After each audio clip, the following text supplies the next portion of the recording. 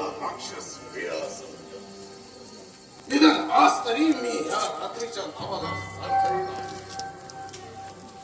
देवा देवा, आता माझी तुझी दास केला. वसुंधरे, या राक्षसवेणी दिव्य तेजाला सुद्धा काळोखी रंग चढून बाहेर काळोखीच ब्रह्मांड तुझ्या या अघोरी दिव्य रथात उद्यापन उरकून घ्यायला तुला अमावस्येच्या मध्यरात्रीची पावणी पाहिजे होती. वृंदावन, अजून तुमचा अघोर निश्चय कायमच आहे. मला मोठी आशा होती की इतका वेळ तुम्ही आला नाही तेव्हा तुमचे मन बदलले असेल. वसुंधरे, बाहेर केवढं काळोखाचं ब्रह्मांड पसरलं आहे याची जर तुला कल्पना असती तर तुझ्या मनाची भेटगाड कल्पना आलीच. आता माझ्या मनात बदल होण्याचं नाव देखील घडलं. पण काल आपल्या पुढच्या पोराचा बळी घेऊन असतो अशा भीतीनं तयार झाली. यावरून तुझा ठेका लटपटला वाटत. पतीचा प्राण घेण्याच्या गणपतीनं तुझा ठेका लटपटला वाटत. नाही वृंदावन, आज मी इथे माझ्या परमेश्वराचा बळी घेण्यासाठी आले आहे. परमेश्वराचं बळी? मी नाही समजते. वृंदावन, माझा परमेश्वरावर पूर्ण भरोसा आहे. त्याच्या शक्तीवर विश्वास ठेवूनच मी या घरात पाऊल ठेवले आहे. आज परमेश्वर माझ्या साऱ्याला आला नाही तर माझ्या हृदयातल्या परमेश्वराच्या साऱ्या कल्पना मी जाळून पळून टाकतो आणि पृथ्वीवर परमेश्वराचे प्रभुत्व संपून त्यावर कलिपुरुषाची सत्ता सुरू झाली असे समजू. आणि तुम्हाला कलिपुरुषाची प्रतिमा कल्पवून या हाराने तुमची पूजा करते. वृंदावन, करा किमान पुढे. पतीला भेटलेल्या शत्रूंनी तलवारीच्या धारेवर ठेवण्यासाठी मला माल पुढे करायला सांगितलं तरी मी माघार घेतली नसती. पण ह्या एका अबलेनं हार घालण्यासाठी माल पुढे करायला सांगतास माझ्याकडून एका क्षणाचा पण विलंब करवला. तिच्या विस्तीर्ण भाग प्रदेशात करारी नजरेकडे आणि वैभवशाली वाणीकडे लक्ष जातात. तिच्या बोलण्यात तथ्य नसलं तरी ते ऐकत राहावंसं वाटत. हा काय बरं चमत्कार आहे. तुझ्यासारख्या एका वाटेच्या स्त्रीसाठी एवढ्या या अंधकारातून एवढं अंतराळ ओलांडून इथे यायला परमेश्वर म्हणजे त्याच्या भोळ्या भाविक भक्तासारखा पतिव्रतेची हाक ऐकताच परमेश्वराला यावेच लागेल. सुंदरे, या प्रसंगाची मी जन्मभर वाट पाहिली आणि माझा सारा जन्म या प्रसंगाची फिरण्याची तयारी करण्यातच मी घालवला. आकाशात फिरविणाऱ्या ठारीला नुसत्या नजरेच्या सर्वेनं माझ्या मनगटावर महिनेप्रमाणे घेऊन बसण्यात मी तरबेज झालो आहे. क्षणात आकाश पाताळ एक करणारी बिजली कडाडून कोसळताना डोळ्याचं पातळा दरोडा नीश नसलेला पाहत राहण्याचा मी अभ्यास केला. माझा कर्मयोग आणि माझा दुष्कर्मयोग इतका तांडा आहे आणि त्याला आजच्या ह्या काळोखी मध्यरात्रीची साथ मिळाली आहे. आणि म्हणून कष्टाच्या जाळ्यात पकडून या तळघरात पडलेली ही अरुंधतीची वाली नवऱ्याच्या नाशाच्या मंत्रानं उभी डांबून ठेवलेली ही अरुंधतीची वाली कितीही उरडली कितीही सोफावली तरीही मी तिच्या समोर बेदरकार उभा राहील.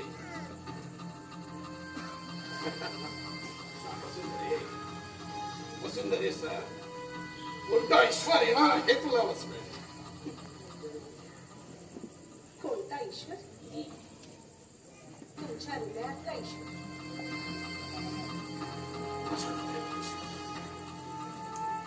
माझ्या हृदयातला ईश्वर. हा वृंदावनाच्या हृदया असा भीतीनं थरथर कापला. मला भीती कशाची वाटते? परमेश्वराची, वसुंधरेच्या परमेश्वराची, की माझ्या हृदयातल्या परमेश्वराची? म्हणजे माझ्याही हृदयात परमेश्वर आहेच का? वसुंधरे, अगं या हृदयात फक्त वृंदावन, या देहाच्या प्रत्येक गुहा, या श्वासाच्या प्रत्येक कंपनात, या रक्ताच्या प्रत्येक लहरी वृंदावन वृंदावन आणि फक्त वृंदावनच करून राहिलेला आहे. आणि त्याच वृंदावनांना मी ईश्वर म्हणत आहे. वृंदावन, आज तुमची सारी शक्ती, सारी निर्दयता या दुबळ्या अनाथ पण सात्विक वसुंधरी पुढे तिचा छळ करण्यासाठी कधीही उभी राहणार नाही. उलट तिचे रक्षणच करेल. पुरुषाचा पराक्रम हा अवनाचं रक्षण करण्यासाठी असते. हे कालिंदीचे शब्द माझ्या कानाभोवती रुंजी घालत आहे. नाही नाही नाही, मी ते शब्द ऐकणार नाही. अरे पुन्हा ते शब्द या हृदयात सुद्धा त्या शब्दाने सर्ग थैमान मांडले. त्याच्या मिश्र कुलाहला वृंदावन वसुंधरेचं रक्षण कर, वृंदावन वसुंधरेचं रक्षण कर, असा आक्रोश ऐकू येत आहे. नाही, मी ते शब्द ऐकणार नाही. नाही, मी ते शब्द ऐकणार नाही. इतका वेळ तुमच्या हातून कृती होत नाही. आता तुमची वाणी सुद्धा बंद झाली वाटते. या हाराकडे पहा, यातली कळी पोटी उमलली आहे. तुमच्या त्या बांधलेल्या नजरेने त्याच्याकडे पाहा तरी एकदा. आपल्या सृष्टीत आकृती आपल्या आपणच बदलत, पण इथं तर माझ्या साऱ्या सभोवतालच्या साऱ्या पदार्थाचे पुन्हा विशेषच बदलून जाते. या फुलातलं सुगंधी सौंदर्य डोळ्याला दिसलं नसं होऊन त्याच्यातली क्षण मुहूर्ता हृदयाला झाड होत आहे. या हाराचा शुभ्रपणा काळवंडून त्याला कृष्ण सर्पाचं भयंकर रूप प्राप्त झालं आहे. या कृष्ण सर्पानं माझ्या गळ्याला मिठी मातीत आहे. तो दिवा देखील बदलून गेला. त्याचं तेज लोक पाहून त्याची दाहकताच माझ्या डोळ्याला दुरून सुद्धा जाणवत आहे. या दगलबाज दिव्याला फुंकून टाकलं पाहिजे. नामर्थ, तो दिवा मारून काय होणार आहे? त्या दिव्याच्या तेजाने तुमची दृष्टी दिपून जात आहे. तुमचे पाप इतके ठेचले आहेत. वृंदावन, तुमच्या उद्धाराची वेळ ती हीच. आणि आज तुमच्या पुढे दुर्बल वसुंधरा बोलत नाही, दिनालाची आई बोलत नाही, एक पतिव्रता बोलत नाही, तर माझ्या शरीरात संचारलेला स्त्री रूपी परमेश्वर तुम्हाला निर्वाणीचे शब्द सांगत आहे की वृंदावन, हाच तुमचा उद्धार. आणि वसुंधरा ही वृंदावनाचा उद्धार करणारी देवता. वसुंधरे, तुझ्या या बोलण्याचा माझ्यावर काही एक उपयोग होणार नाही. मी माझ्या हातानं तुझा हात घट्ट धरून त्या हाराचा स्वीकार करेन. मग वृंदावन, ते धाडस आत्ताच करा. वा पुढे.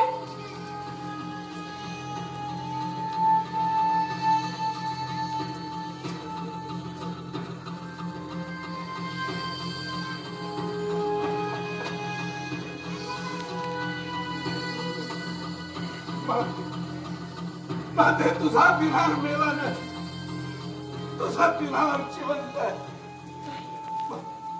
माते, अशी दृष्टी करू देऊ नकोस. कुठे नाही तर भयानं वळलेल्या ह्या दिनाची तुला साक्षी करणार.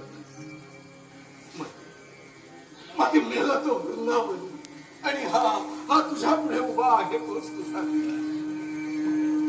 माते, तुझा हात मी हातात धरला असता तर आपला दोघांचही अधपतन झालं असतं.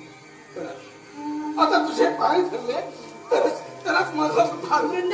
वृंदावन हे काय? हे काय? काय? पतिव्रते, हा तुझा पुण्य प्रभाव आणि तुमच्या कालिंदीचाही पुण्य प्रभाव.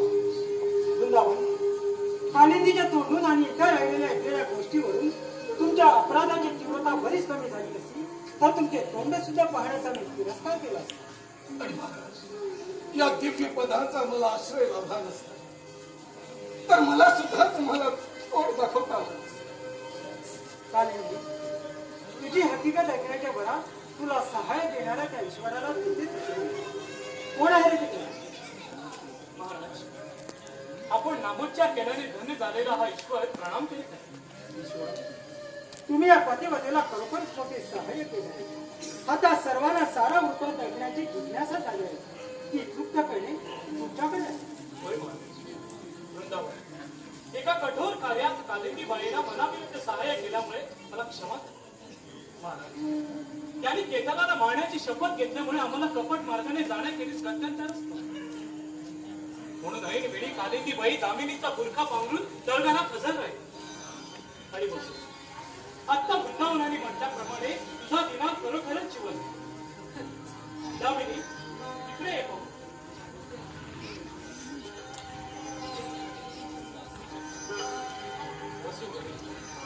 आगे तुझा दिनांक.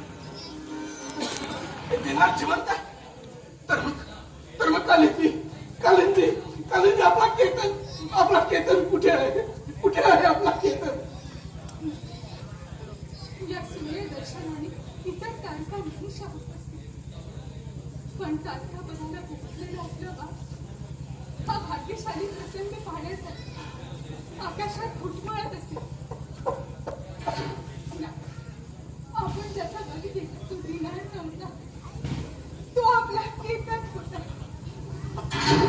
आणि त्या क्रूर कृत्यात दामिनीने आपल्याला सहाय्य केलेले बसून ते आपल्याला अपराधी सहधर्मचारिणीनेच केले. मुळात आपण असे गप्प का आहात? मला या अपराधाची क्षमा होईल ना? कालिंदीबाई, हा शोक आवरून धरा. आणखी एक गोड कपट मला करावे लागेल. तुम्ही बाळ बळी मागितल्यामुळे तुमच्या बेताची खरी कल्पना मला झाली. पुढे केतनाला घेऊन संध्याकाळी तुम्ही माझ्या आश्रमात आला. त्यावेळी तुमची नजर चुकवून तुमच्या केतनाच्या जागी त्याच दिवशी मेलेले मी एक मूल आणून ठेवले. नंतर आपण त्या निर्जीव मुलाला घेऊन तळघरात गेलो. वृंदावनाने एका निर्जीव मुलाची हत्या केली. आणि दामिनी,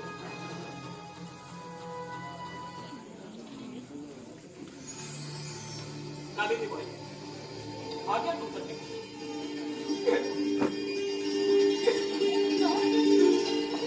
काय माझ्याशी सुद्धा असे कपट केले?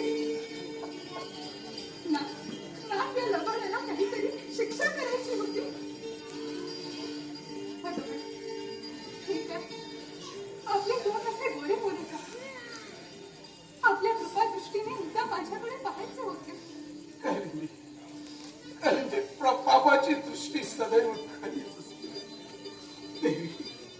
देवी दिव्य दर्शनानेही दिपून न जाणारे डोळे मी कुठून आणू? दयेचे डोळे पाण्याने डबडबलेले असतात आणि क्षमा तर रांधळीच असते. महाराज, मी आपली कोणत्याच बोलणार. वृंदावन, भूपाल, वसुंधरा आणि कालिंदी यांच्यासारख्या देवी जर वारंवार अवतरू लागली तर आम्हा पुरुषाच्या नजरेला त्यांची नाजूक योग्यता दिसून येईल. आनंदातिशयामुळे परमेश्वराजवळ काय मागणे मागावे हे सुचत नाही. परंतु त्यांच्या चरणापाशी एवढीच विनंती आहे.